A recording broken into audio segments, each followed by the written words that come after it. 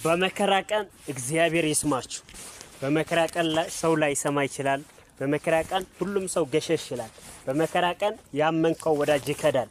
በመከራ ቀን ትላንትና ካንተ ጋር የነበረ ሰው አሁን ይከዳል፣ ይሸሻል።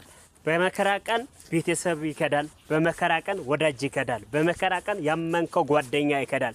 በመከራ ቀን የገዛኸው እህትና ወንድም ይከዳሉ። በመከራ ቀን ትላንትና ያጀቡ አጀባ ሁሉ ይበተናል። በዛ ቀን ግን እግዚአብሔር ይስማችሁ። ሰው ከጎናችሁ ገሸሽ ባለበት ጊዜ፣ ሰው ፈልጋችሁ ባጣችሁበት ጊዜ፣ ሰው ከጎናችሁ በሄደ በራቀ ጊዜ እግዚአብሔር አምላክ ይስማችሁ። እግዚአብሔር አምላክ አቤት ይበልላችሁ። እግዚአብሔር አምላክ ለጸሎታችሁ ለጩኸታችሁ ቃል ዘንባል ይበልላችሁ። እግዚአብሔር አምላክ ፈጥኖ ይደርስላችሁ። በፈተና ቀን ፈተናውስ በገባችሁበት ጊዜ፣ የሰው ስልክ እምብ ባለበት ጊዜ፣ የሰው ፊት በጠቆረ ጊዜ፣ ሰው ፊቱን አዙሮ ጀርባ በሰጠላችሁ ጊዜ እግዚአብሔር አምላክ አቤት ይበልላችሁ። ፈጥኖ ይድረስላችሁ። ወደናንተ ይቅረብላችሁ። በጌታ በኢየሱስም ጸለይኩላችሁ።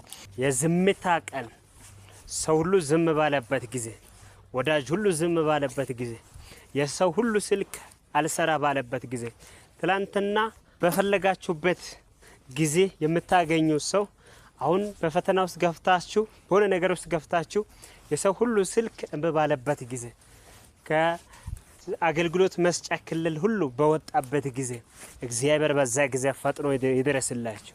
አቤት ይበልላችሁ። አንድ ጊዜ አጋር የምትባል በመጽሐፍ ቅዱስ ላይ የምናቃት የአብርሃም እና የሳራ የቤት ሰራተኛ ነበረ ሴት ከወለደች በኋላ ሳራ በሷ ላይ ቀናች። ወደ ምድረ ሚዳ ምናምን ሄዳ ነበረች። በዛ ቦታ ግን ከነ አብርሃምና ከነ ሳራ የወሰደችው አስቢዛ ምድረ ሚዳ ገና በደረሰችበት ጊዜ አለቀባት። የነ አብርሃም የነ ሳራ ባለቀባት ጊዜ አጋር ምድረ ሚዳ ውስጥ ሆና ወደ እግዚአብሔር ብትጮህ እግዚአብሔር አምላክ ሰማላት። እንደነ አብርሃም የወር የቀን የሳምንት አይደለም መሰጠላት፣ ምንጩን አሳየላት።